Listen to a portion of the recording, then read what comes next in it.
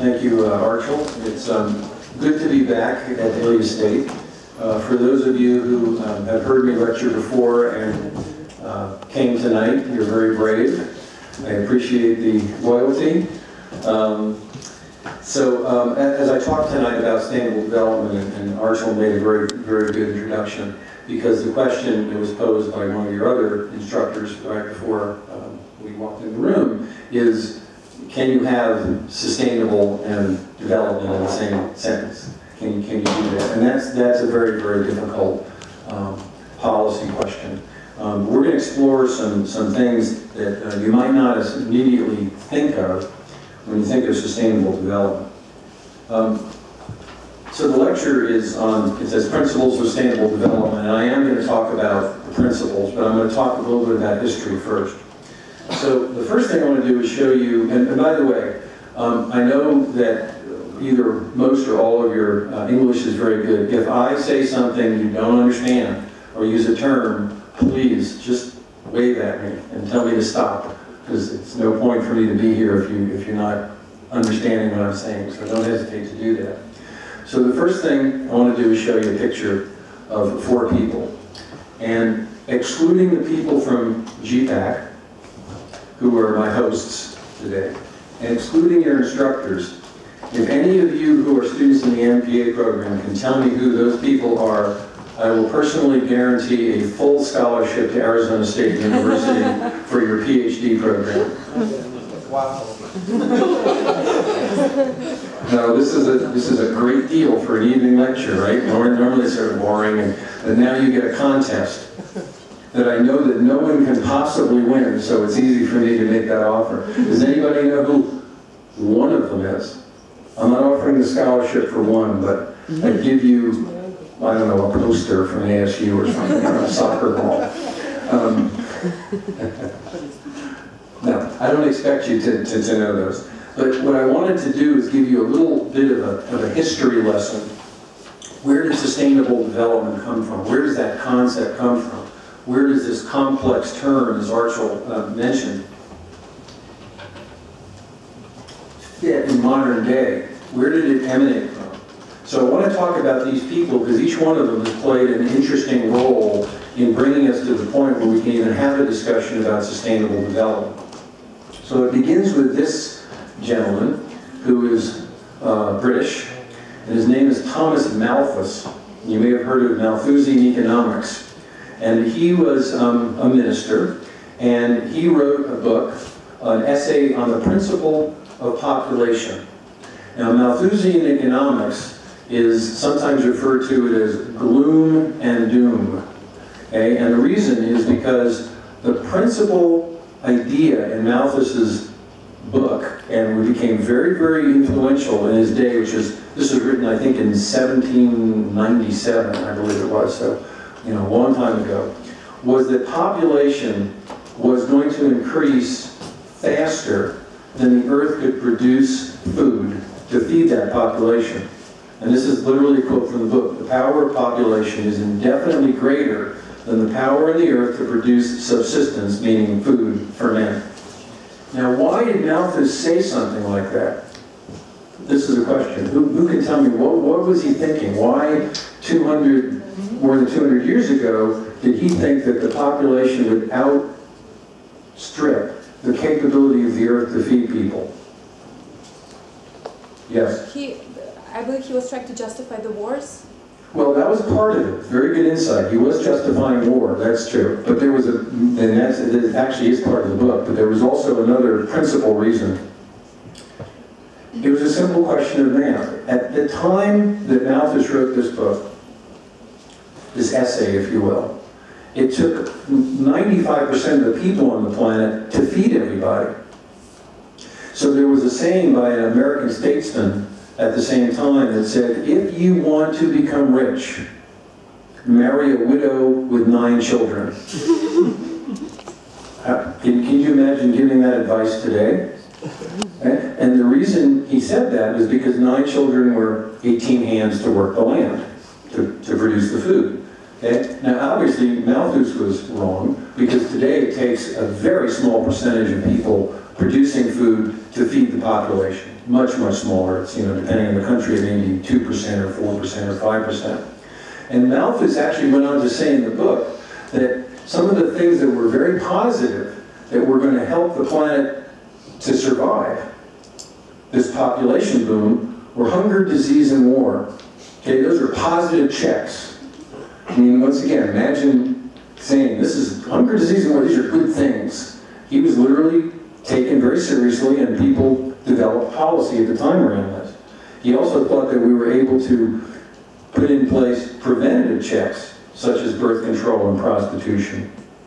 And this is literally policy making of 1797. So now let me move to a more modern era. This is another person you don't know. His name is Dennis Meadows. And you may have heard of a group called the Club of Rome. And in the 60s and 70s, Dennis Meadows, along with his wife Danelle and several other people, wrote a book that wasn't quite as drastic as Malthus's essay about population growth and the inability of the planet. But for different reasons, he believed that we had to have some limits on our growth. That growth that was going to continue at the rate it was consuming resources, notwithstanding population growth alone, the way that we were consuming resources was unsustainable. And this is where the term starts to play in. Malthus didn't use the term sustainability, but Meadows did.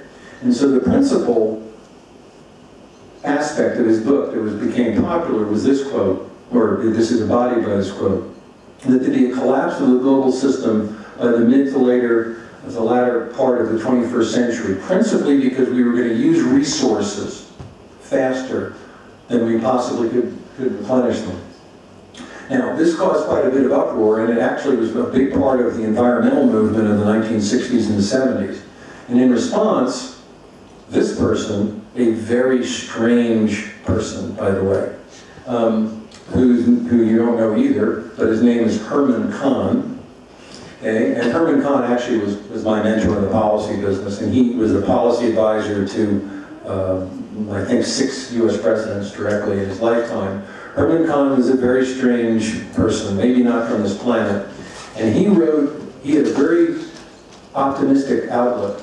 And he wrote a book in response to the book that I just showed you, this one. In response to this book, Herman Kahn, the brilliant man, wrote a book called The Coming Boom, in which he said, contrary to the idea that there were limits to growth, that technology will make that threat go away. That technology will dissipate or get rid of the energy crisis, reduce pollution, feed the world, and vastly improve the quality of life. So this concept of limits to growth, unsustainable growth, as we call it today, and the coming boom were put in stark contrast in about 1972. Now what's interesting is, to me, Herman was right. There's no question that technology has made a huge difference in our energy supply. That's why we have solar and biothermal and biomass and things like that, because the technology advances. It certainly helped us to reduce the energy crisis. It has reduced pollution in a number of ways, and so on and so forth. We now feed the world with roughly 2% of the population of the world working in agriculture. But what Herman did not take into account was the fact that notwithstanding technology, there are still limits to the resources that we have. So if we take a path of using resources more quickly than the technology, or a limit on the demand side of resources, if we don't take those things into consideration, we cannot have sustainable development, which is what this lecture is about. And here comes along a guy by the name of Tim Jackson. Jackson is a British economist who wrote this book that I'm going to show you in a moment, Prosperity Without Growth, a few years ago, very recently. So we've just gone from 1797 to 1972, roughly, to about 2008. And he wrote a book that was very interesting. And in it, he said, we can prosper. This is the ultimate argument for sustainable development. We can prosper as a world we can prosper as a society. You can prosper here in Georgia as a country without growing. And he wrote this elegant essay about it. Only one problem. He didn't explain how you actually do it. A minor problem. But this is what he said, and I believe this part of it is true. This is more of an argument than a recipe for problem solving. Our current model of economic success is flawed. For advanced countries, economies, prosperity without growth is not possible. It's simply not possible. We have to have more thought given to the financial and ecological models. And I realize Georgia is in a development situation, we're going to talk about that now, where it's growing its economy, and it's not completely modernized yet. What I wanted to do is give you a history lesson and tell you that the concepts of sustainable development really have their roots in what was called at the time the limits to growth debate. Can the planet grow indefinitely? How many people can this world sustain? Okay? And while you in Georgia are dealing with your own opportunities to develop all sorts of things, your people, your energy sources, your economy at large, okay? You're still part of a global network, a global economy and a global society. And as a result, we now live in something, and some of you may have heard me say this before, but it's a very important concept. It's called the Anthropocene era. There's all these different eras that you associate with dinosaurs and flying giant birds. The Anthropocene era is what we live in now.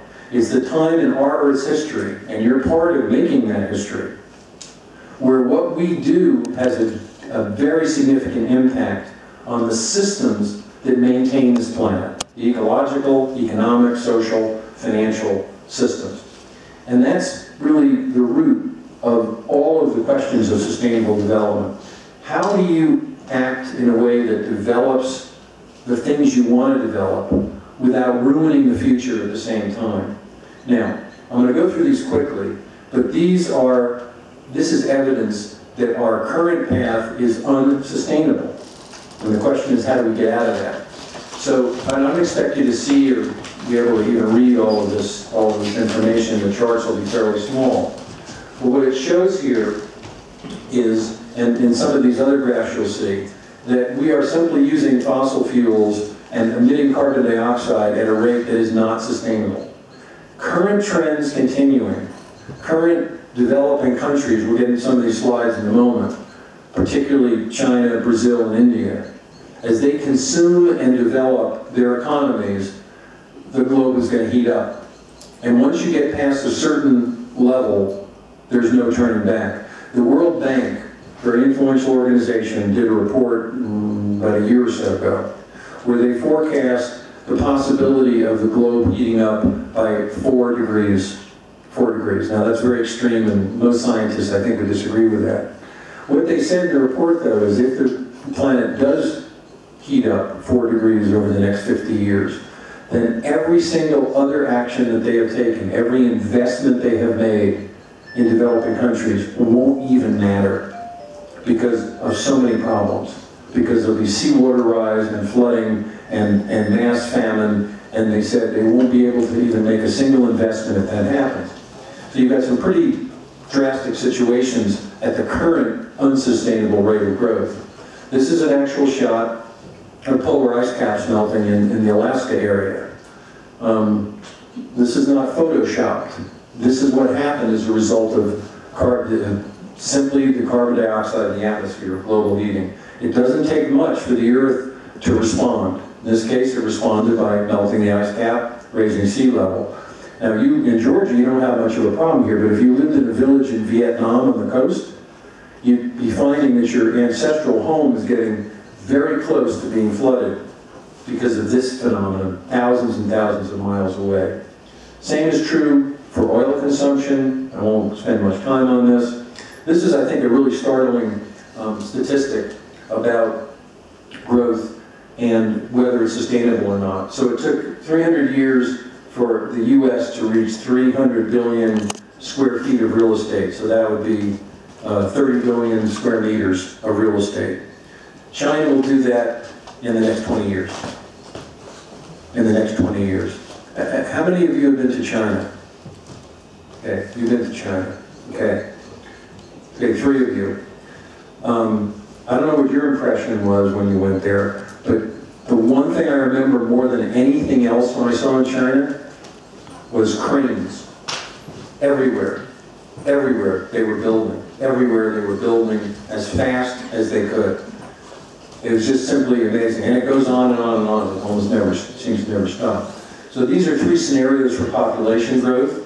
And the more moderate scenario, even alone, the one in the middle, the orange or yellow one, is not sustainable growth. The one on the lower curve is a drastic change in what is not likely to happen in terms of births and contraceptives and things like that.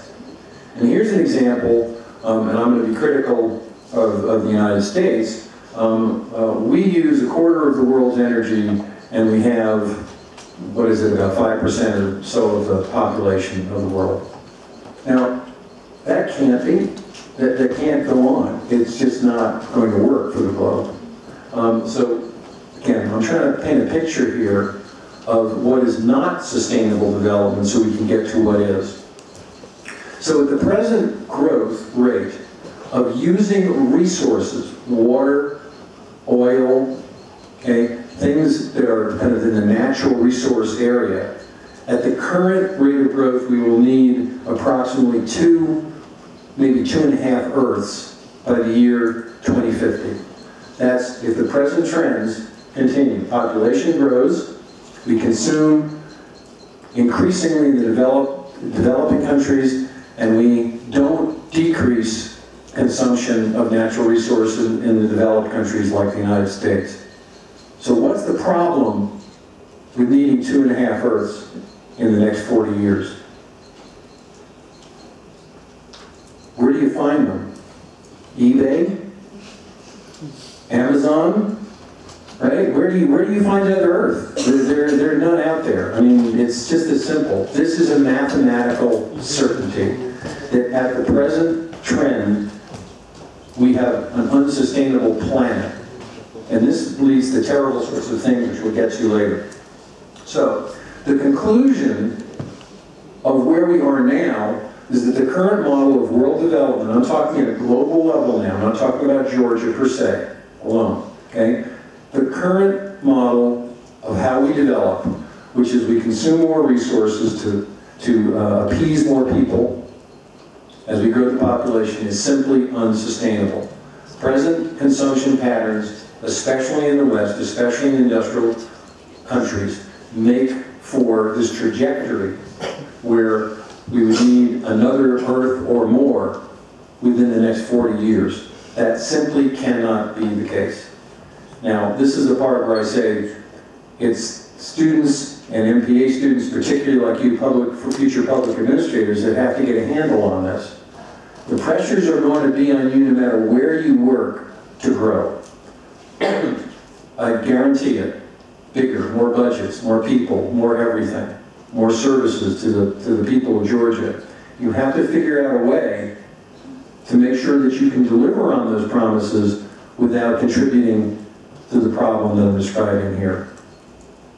So one of the things that I just learned, just actually yesterday, from a woman, Pamela Mars, her name is over here. She works in a research institute in Hong Kong. Okay, that this premier of China, Wen Jiabao, just left office just recently.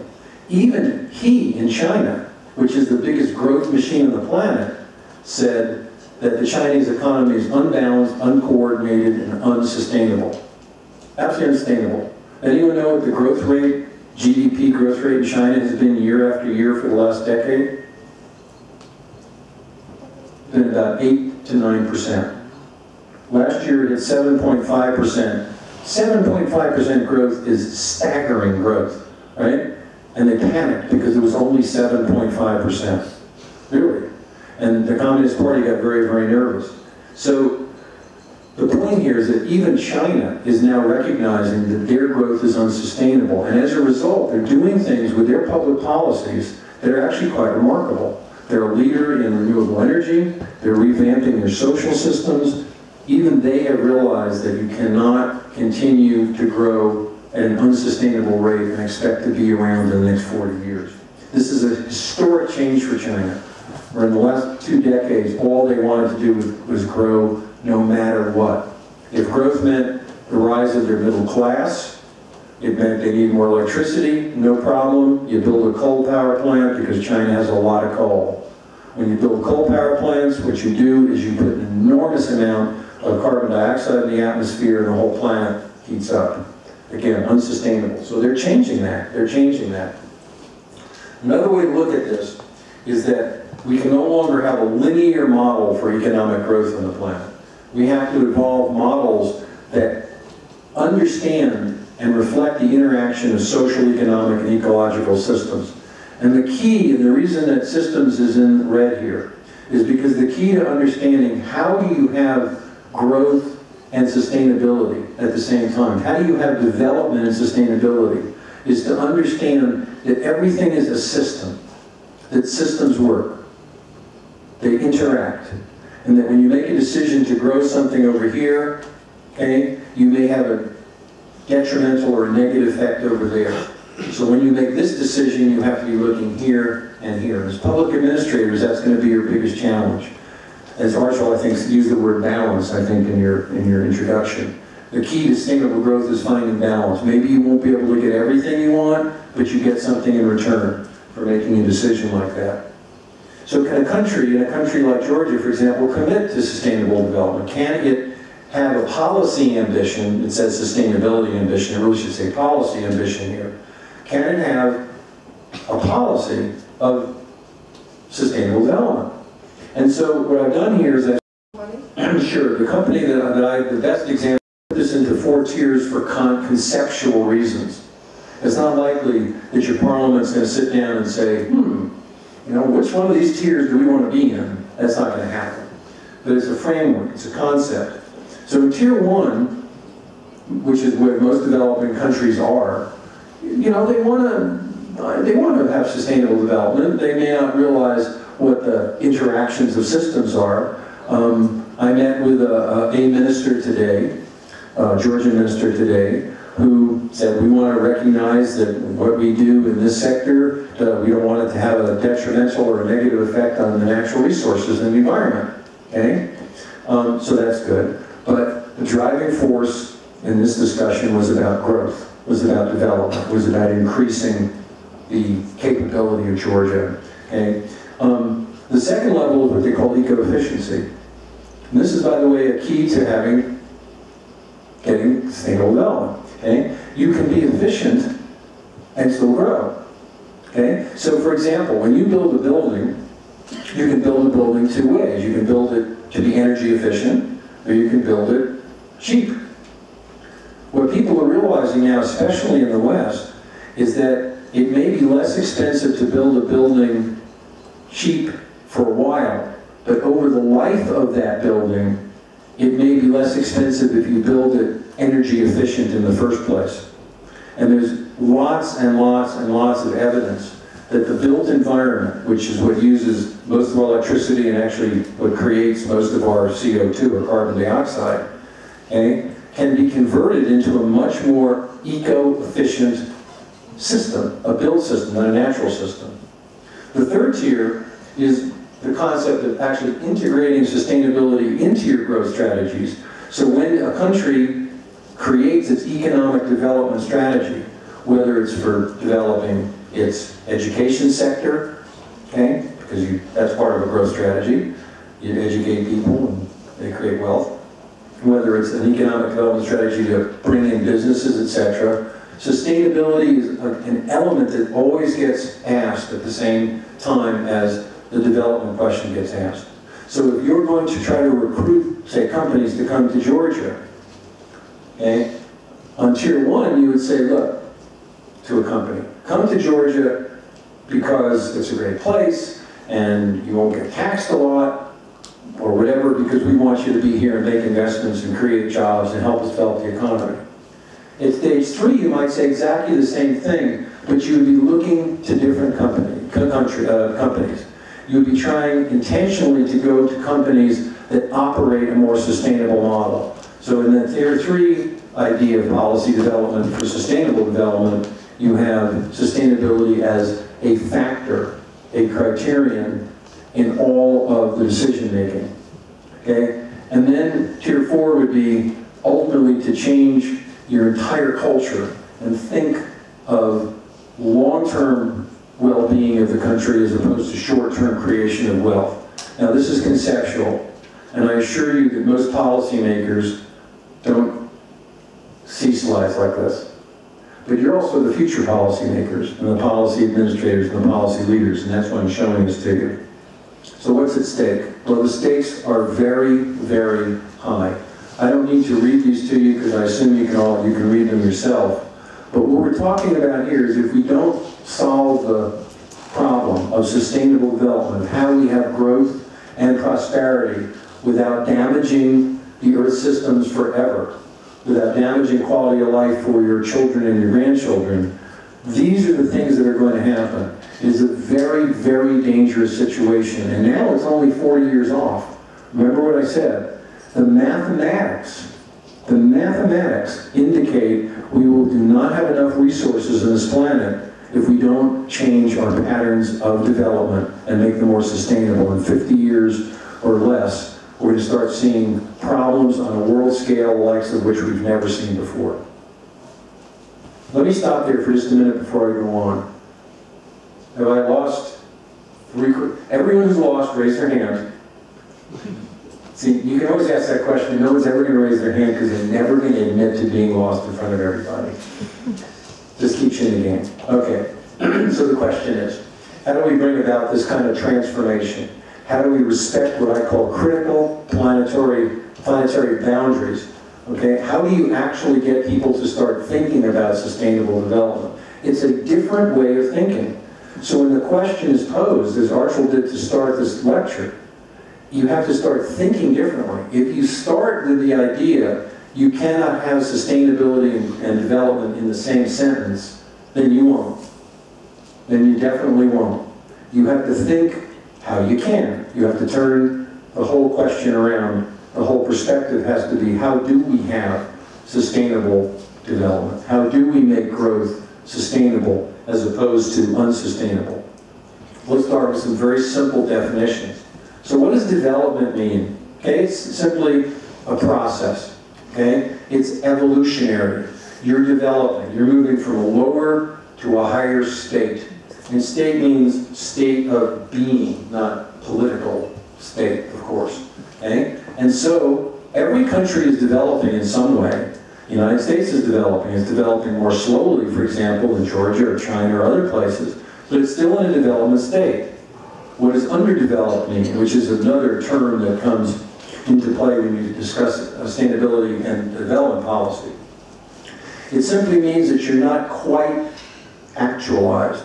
You have not lived up to your potential as a country. I'm not talking about Georgia per se, but lots of countries, and Georgia's probably in that mix. You have lots of potential, you haven't gotten there yet, because as a democracy, you are a very young country, to say the least.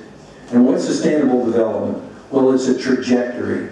It's a line where the allocation of resources, and the resources here, it's very important to understand, to understand sustainable development, you have to recognize it's not just about natural resources and not just about money. That's what most people think.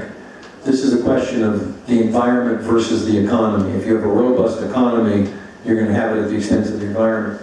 But the thing that people leave out most of the time in this equation is the human resource, is what people are capable of doing and the way they behave.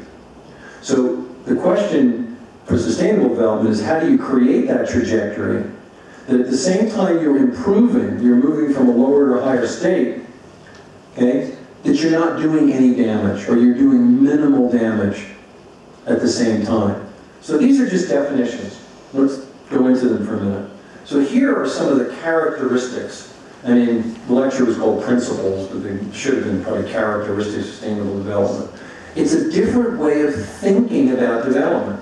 Most of you have studied economic development because economic development policy, I assume, is part of some of the courses, right? Do you have a course on economic development per se in the public sector? No, sir. No, but it is, I assume, in the curriculum in various places, right? So this is a little different than thinking about economic development. Okay? Economic development is basically the creation of wealth. How do you create wealth? And in the public sector, how do you create wealth in a way that lots of people benefit from it as opposed to creating wealth for one person yourself? Okay? And so the characteristics of sustainable development, I'm going to go into them just very briefly. First of all, it's problem-driven. The problem is very obvious. Okay? If you're going to develop, it's going to be at the expense of something, and the question is, how do you minimize that? And you focus on solutions. Consider scale. Now, what I mean by consider scale is, when you develop, you may have to develop, your goals for development may have to be a little bit lower and a little bit slower as a result of maintaining their sustainability.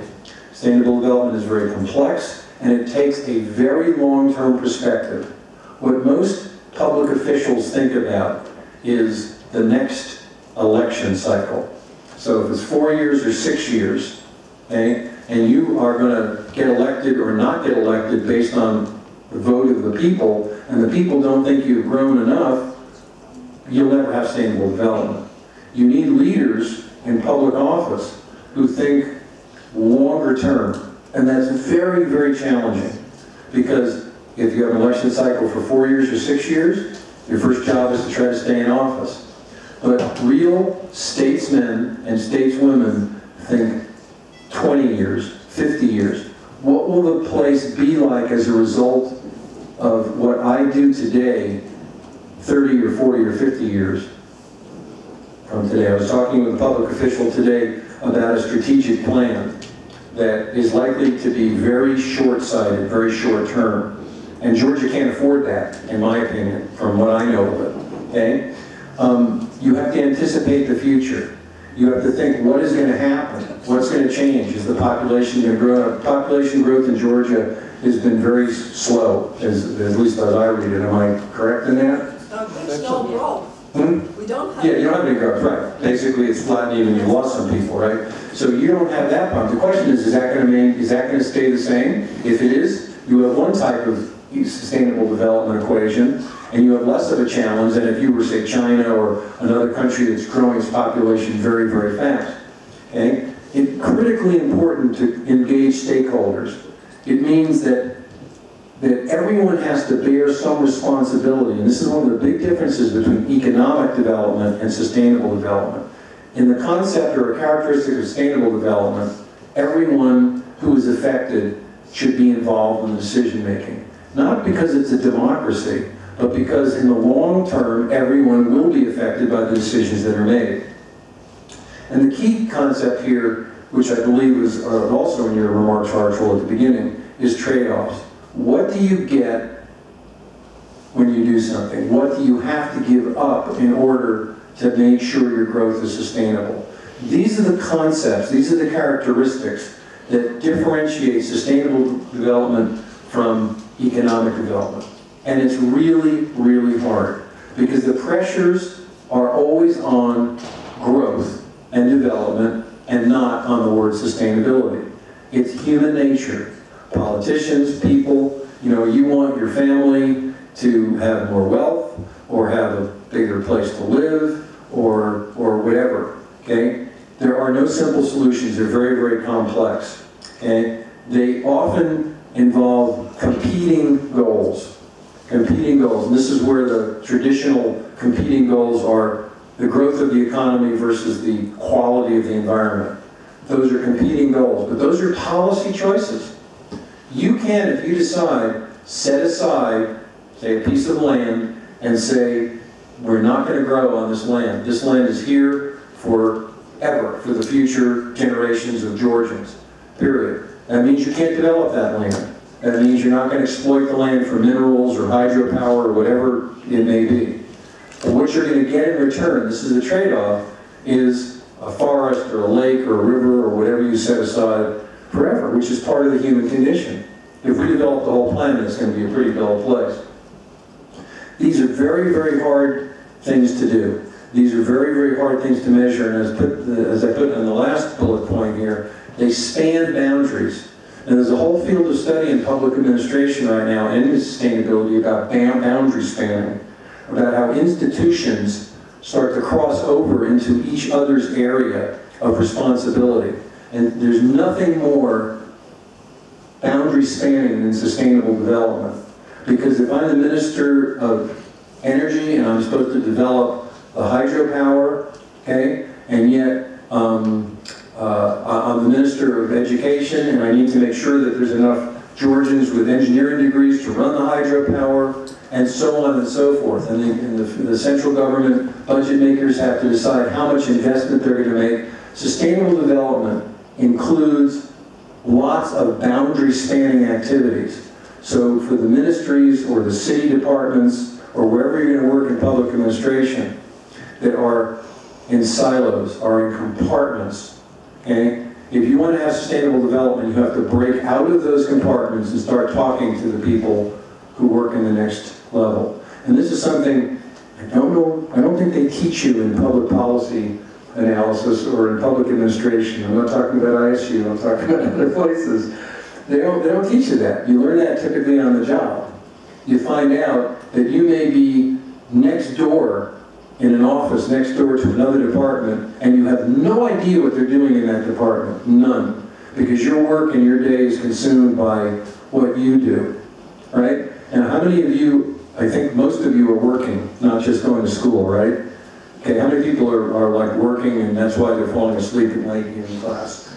Okay? Most, come on. Yeah, most of you work, right? Right? Okay. How much do you know about what your colleagues do in other departments? Do you know a fair amount? Okay, good. That's good. Most people don't. Most people are, and there's nothing wrong with that in the sense that that's not their job. And that it's not their job because they're already doing a lot to fulfill their own responsibilities in their own departments.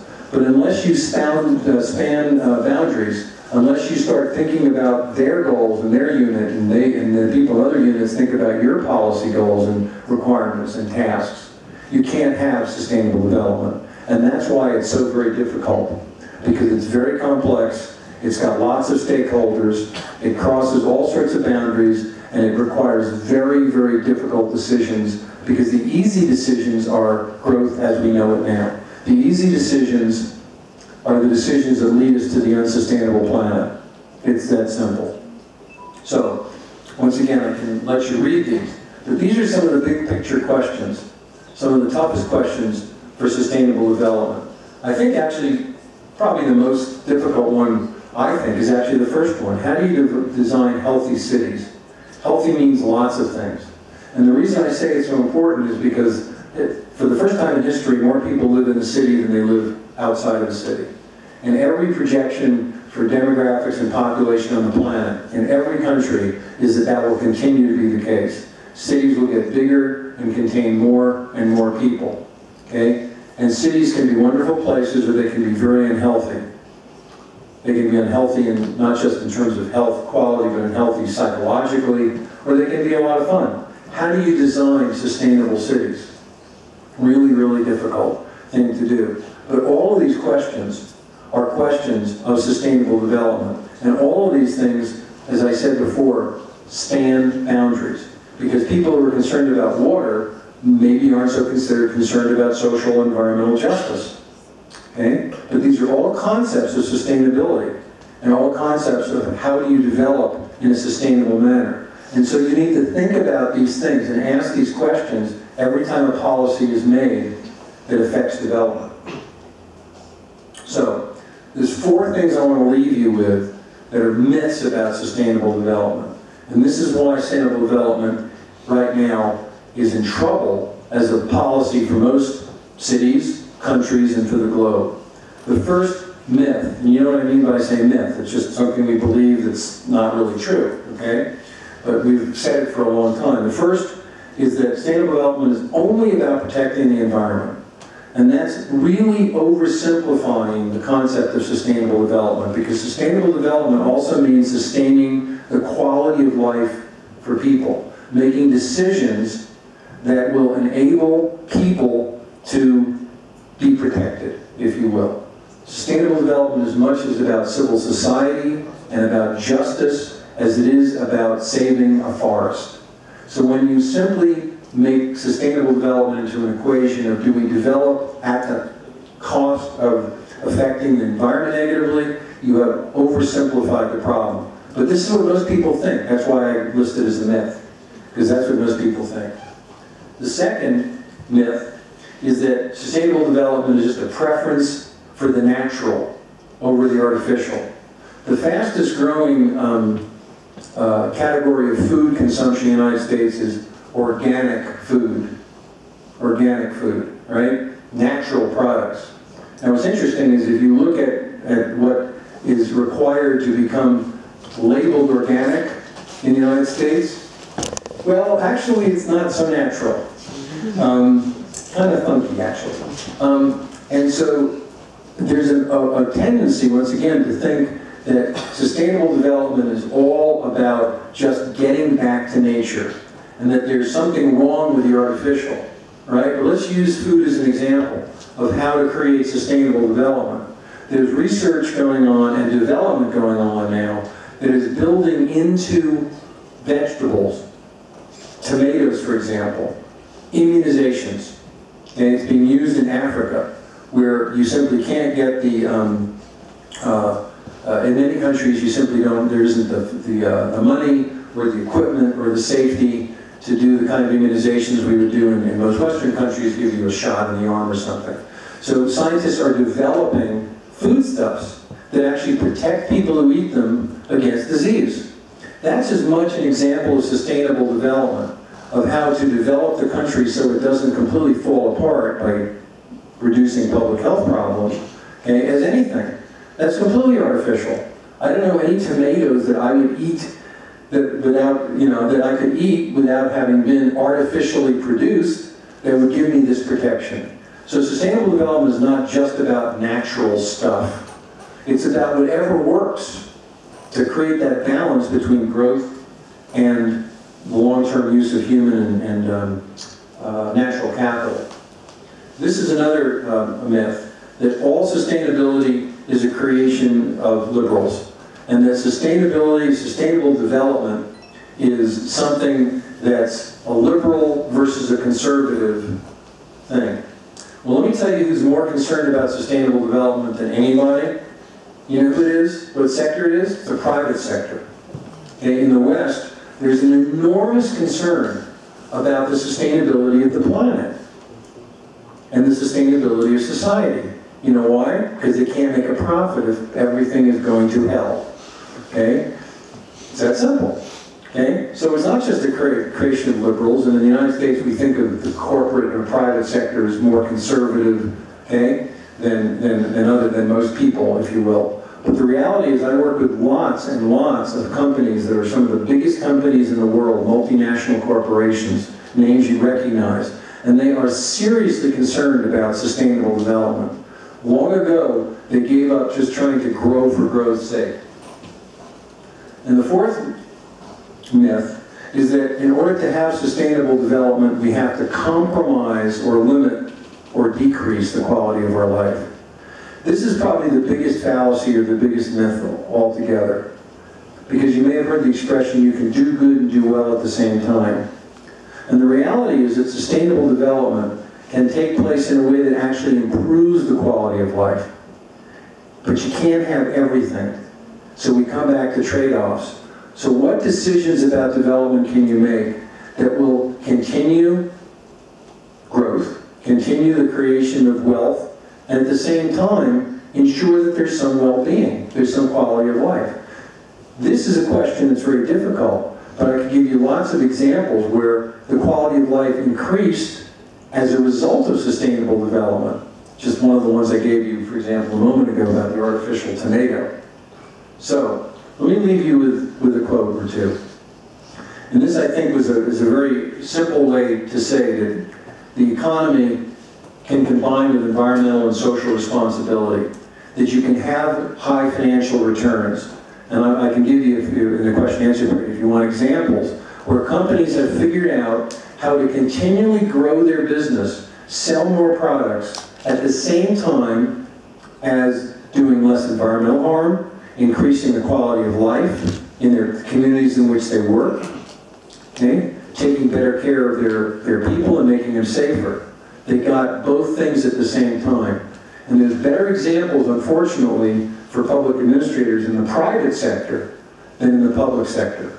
Because in the private sector, if companies don't figure out how to sustain, then I can give you one I'm familiar with is a company that I'm pretty sure sells in Georgia. Henkel? Is that a company that sells here? Probably does. It uses different brands in different countries. But it's headquartered in Germany, in Dusseldorf. And Henkel is a great example of sustainable development. They're about 150 years old.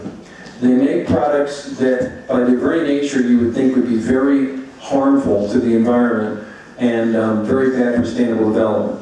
They make deodorants and personal care products and shampoos and toothpaste and things like that. Chemistry, right? They make cleaning products.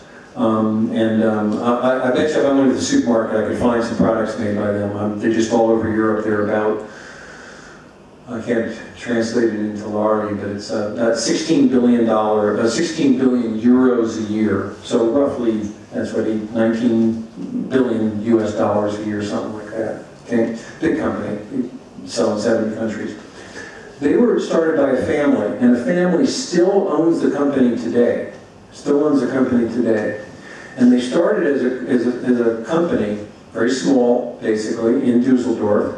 And one of their core values was that the communities in which they work should be better off as a result of them being in that city, wherever it is in the world, than if they weren't there.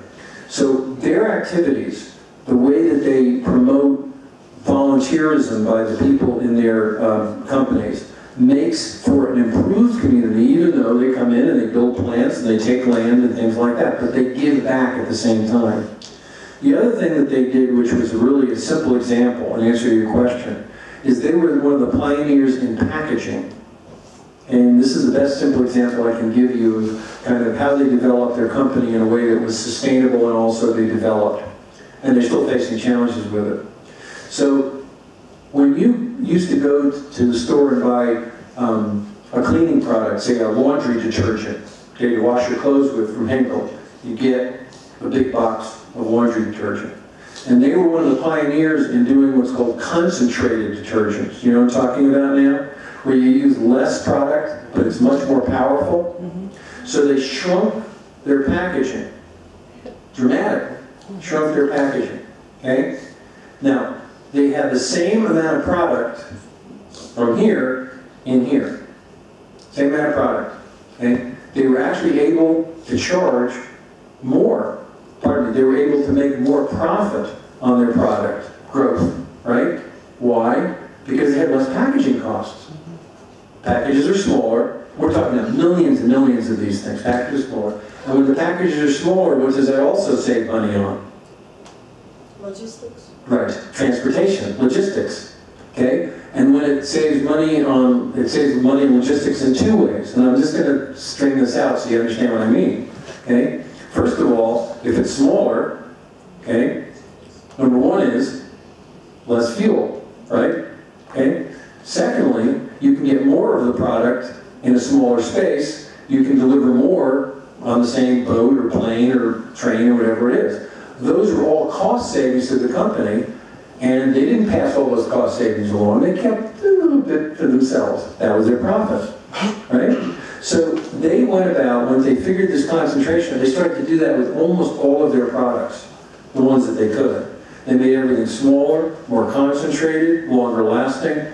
This is not natural stuff. I never told you the myth of sustainability is not just about being natural, it could be about artificial. They did better stuff with chemistry, and they had to grow their business, and they're a bigger business as a result. But they did it in a way which was more sustainable for the businesses, more sustainable for the planet. And also, because they made more profit, they were able to give more back into the community, which then helped the community to develop its social or human capital. Okay, that's the good part of the story. You know what the bad part of the story is? You know what their biggest struggle is with their concentrated products? Two problems they face. Yes? The competition, others. No, No. it becomes poisonous and strong.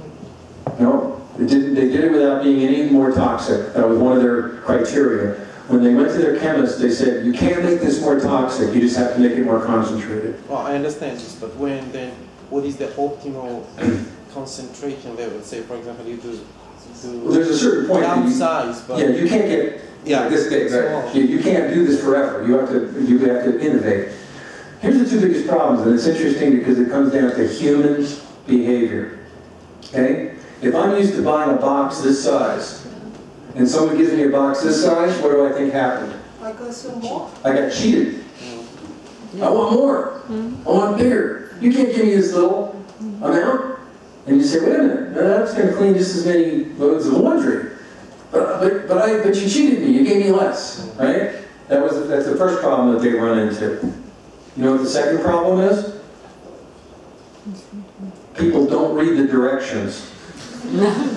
So they take the same amount of concentrated stuff and they pour it in like it's from the big box. They do that about twice before their whole apartment fills up with suds, right? But interestingly enough, the company went to great trouble and lots of investment in research and chemistry and logistics and packaging to create a more sustainable outcome, to develop and grow their company in a way that was sustainable. And their very consumers are the ones they're now fighting with and trying to change their behavior. And what can a company do to change your behavior? You know, not much. Okay. So, this is why the next slide is something you've probably seen before, and it's something of a motto for lots of companies now, and for sustainable development. It's the question of balance that Archel mentioned earlier. How do you respect people, planet, and make a profit at the same time? And in the public sector, profit is measured differently. Profit is not measured in dollars and cents. It's measured in really services and quality for the constituents. And so, some of you may have seen this before, but I like to leave people with this, with a sense of responsibility. And hopefully you can read that quote and understand what this guy Marshall McLuhan, another strange person, was saying. That it's the individual decisions that you make, it's the behaviors, it's the policy choices, it's the people you elect that are going to either think about sustainability at the same time they think about development, or they're not. And the price of not doing it, I've shown you.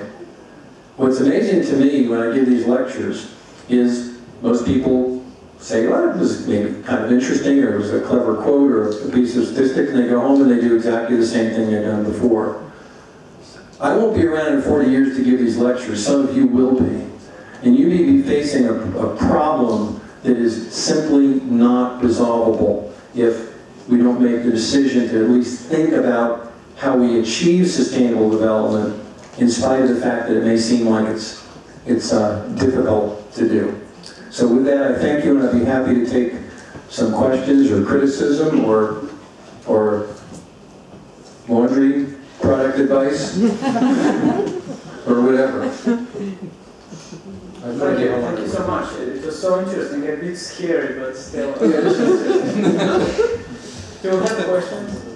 That's a quick question. So, we did talk about this China growing and then becoming, like, consuming a lot of products and obviously affecting negatively. Can you speak up a little bit, because it's hard, I think, for people to hear. So we did talk a lot about, like, consumption, and the level of consumption is constantly growing, and some countries consume more than others, but they definitely have negative impacts on other countries than only on their own country, right?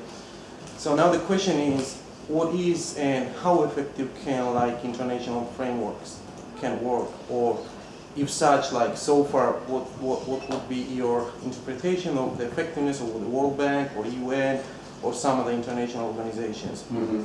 Or, I mean, so looking at this and speaking of this, I think there should be some global rules, right, that should be followed and respected. Obviously, there are some micro policy options and policy that should be done at the local level, but obviously, I mean, if China is doing something and Vietnam is not doing, obviously Vietnam is not, I mean, Vietnam is affected anyhow, so therefore, what is in terms of, like, the most efficient way going about? I think if I can summarize your question, it was about what is the most efficient way about dealing with planetary problems like this, because it's a difficult problem. We don't really have good international frameworks. For those of you, I'll use the climate talks as an example, because the climate talks around it are sponsored by the United Nations every year or two, are kind of indicators of what's happening with the rest of everything else because of CO2 emission. And they are an historic failure. They're a historic failure. And the reason is countries basically don't know how to get along. They just don't know how to get along. And I can remember when one of the most, what people thought was going to be a very promising climate conference in Copenhagen a few years ago was an outright disaster. And the disaster really fell upon the relationship between the United States and China. And as the talks went on, and it was clear that China was not going to give up its current growth path at that time, President Obama flew to Copenhagen and figured, hey, I'm the President of the United States. I can make this work, right? So he showed up in Copenhagen, which was not planned, and he got absolutely nowhere. And it was really the first time on the international stage that China said to the United States, tough, we don't care what you say. We're going to grow because that's our right to grow. Until they started realizing on their own the problems they were creating for themselves. Okay?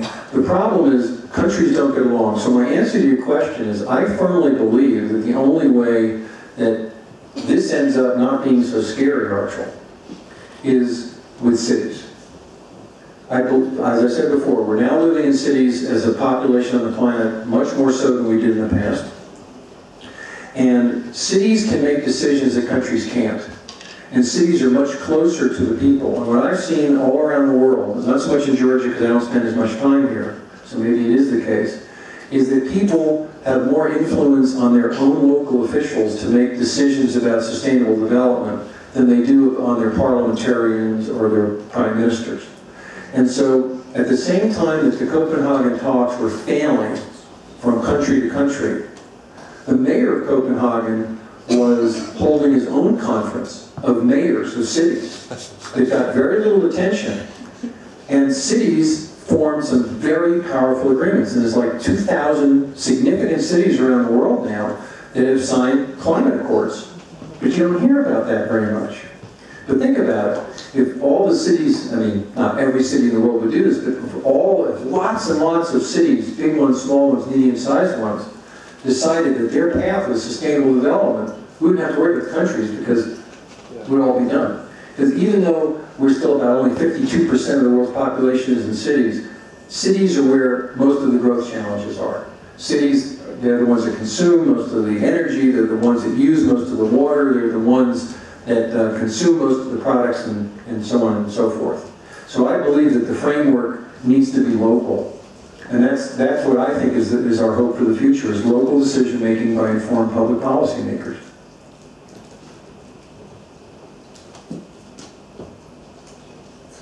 Questions? That's okay, I went much longer than I thought I was going to anyway, so. If there are no more questions, thank you for attending.